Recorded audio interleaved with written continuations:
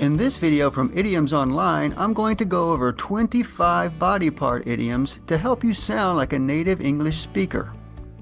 There are many English idioms related to parts of the human body, like the head, the eyes, mouth, the hands, the arms, legs, feet, the heart, and even the teeth. I'm always adding more body part idioms to the site, to Idioms.Online, and I never seem to run out. It may be that more of the core metaphors of the language relate to the body than any other thing.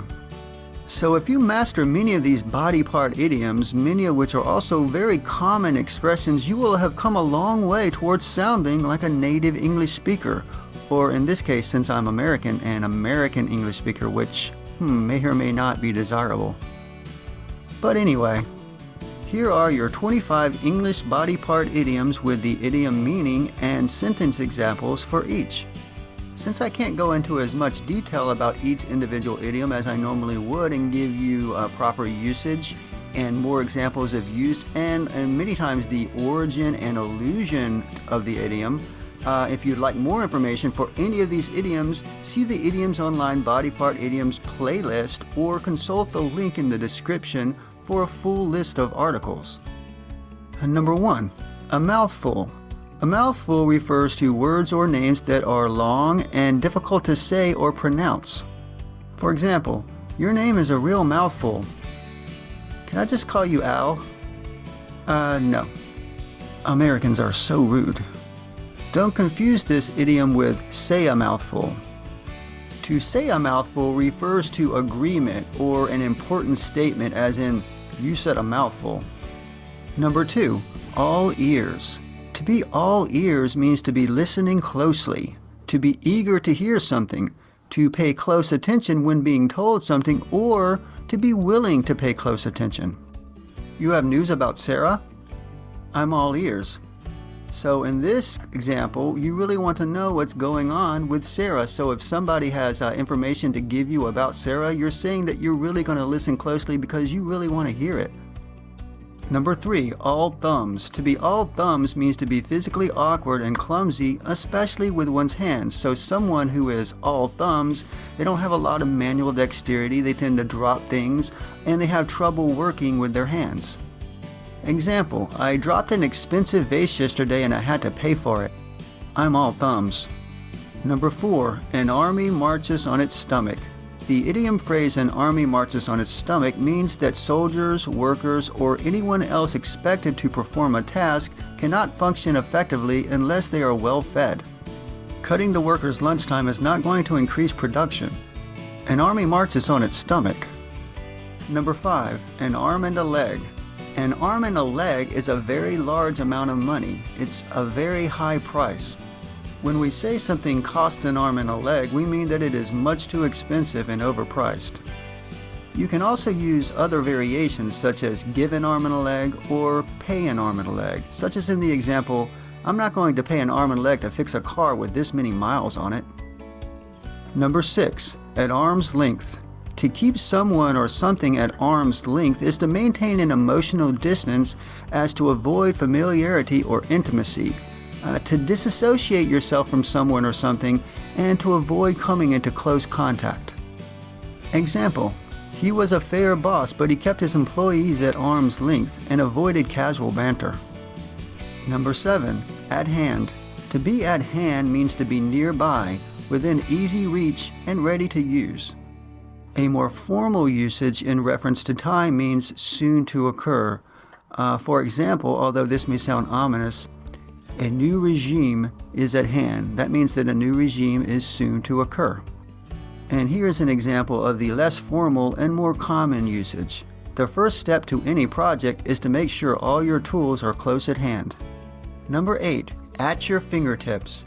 When something is at your or one's fingertips, it is in a convenient place, it's easy to find, or is readily available or accessible. It's easy to get and to use immediately. I can't believe you live in such a small apartment, said Vicky. I like it, replied Richard. Everything I need is at my fingertips. Number 9, back on your or one's feet. This idiom is related to a number of other idioms pertaining to being on one's feet. To be back on your feet is to have made a full recovery from an illness or injury, or to have become fully adjusted to a new situation such as a move, a new job, a divorce, or any other type of disruptive change. I'm sure glad to see you back on your feet after your injury. Number 10. Bang one's head against a brick wall. To bang one's head against a brick wall means to stubbornly continue trying to achieve an objective that is almost impossible. So if you keep trying over and over again to do something with no result, you're banging your head against a wall. So the word brick can be omitted from this idiom. Example: Melissa finally left her husband. She said she was tired of banging her head against a wall trying to get him to change. Number 11. To have a big mouth or to be a big mouth. To have a big mouth means to be very talkative and prone to revealing secrets, or to be verbally tactless, to talk too much and too loudly, often in an obnoxious or boastful way. To be a big mouth, it means the same thing, to be a person who talks too much and reveals secret or private information to anyone listening. Do not tell Chris about the surprise party. He has a big mouth. Now I should note that usually when you say someone has a big mouth or they are a big mouth, you're talking about something that is ongoing. This is part of their personality, but it is possible to be deemed a big mouth after just one incident.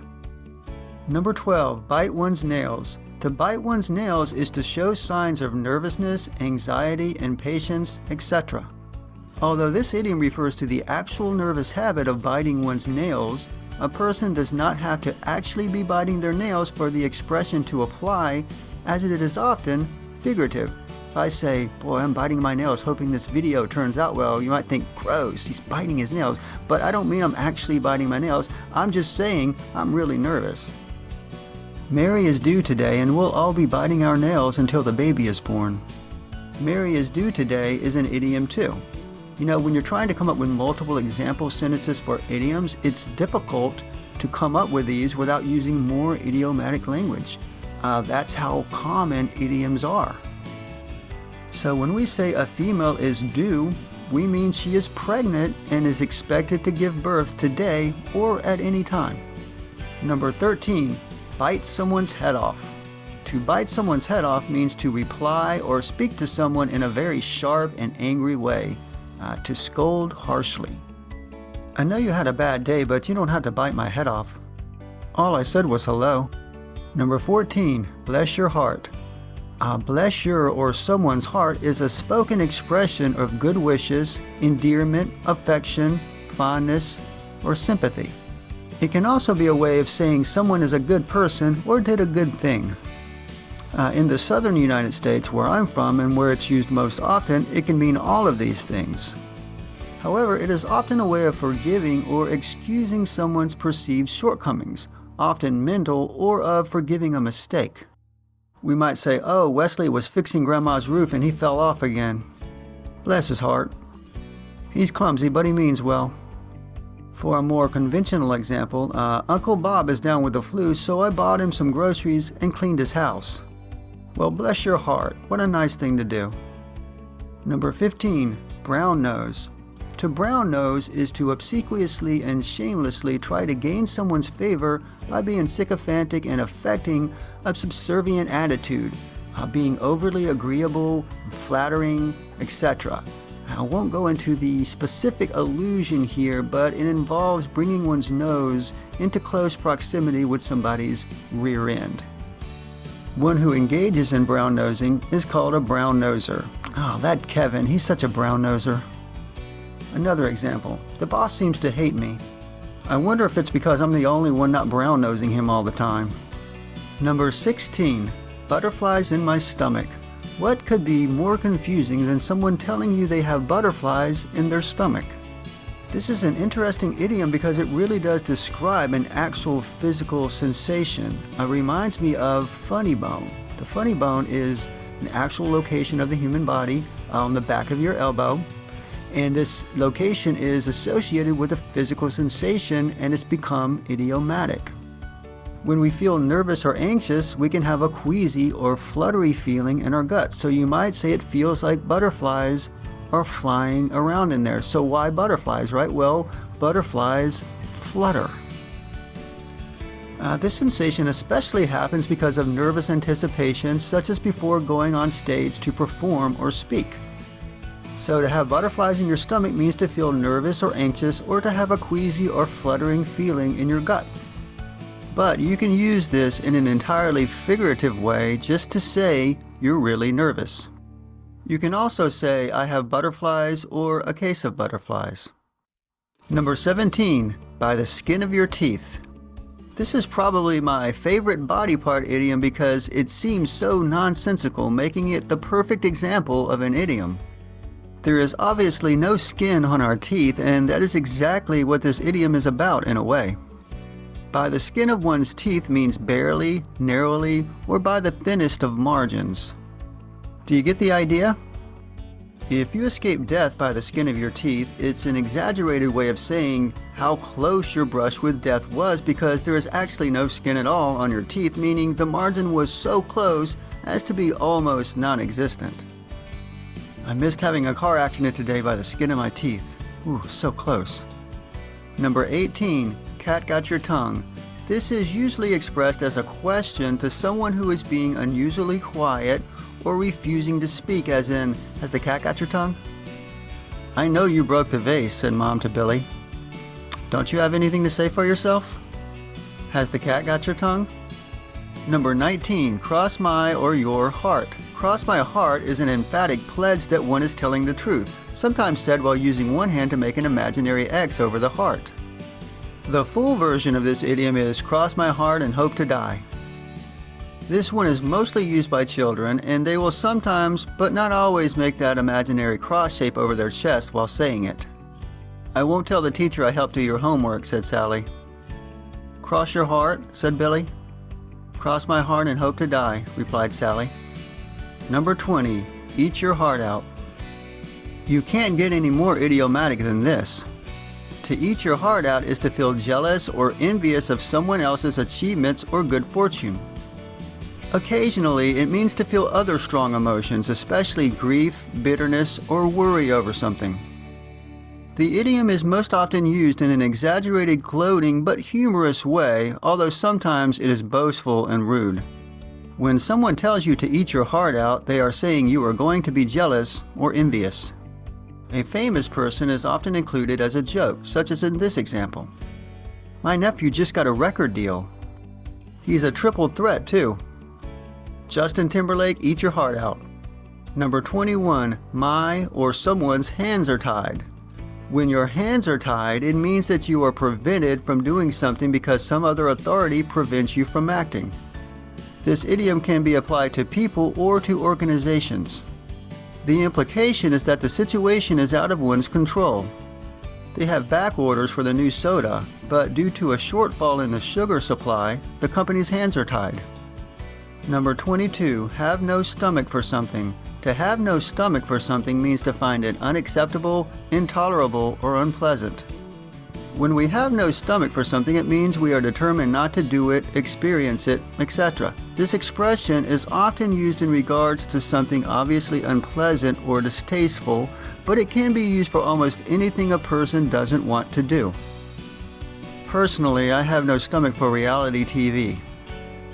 Another example, Donnie has no stomach for horror movies. They give him nightmares.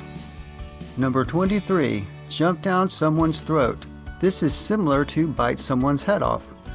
To jump down someone's throat is to suddenly, with little provocation, speak to them in an angry, critical, and aggressive way, usually in response to something they said or something that happened, or to attack someone verbally over something they did before giving them a chance to explain. You can also jump on someone or jump all over someone. Hey, don't jump down Peter's throat just because you're having a bad day. Number 24, keep a stiff upper lip. This is the quintessential British stereotype. We say the British are known for keeping a stiff upper lip, but what does this mean? To keep a stiff upper lip means to appear calm and to not show your emotions, especially during upsetting or painful situations. To be steadfast and courageous. Growing up, we had many bad times, but we were taught to keep a stiff upper lip. Number 25, my heart bleeds for you. This is a well-meaning sentiment that we've turned on its head.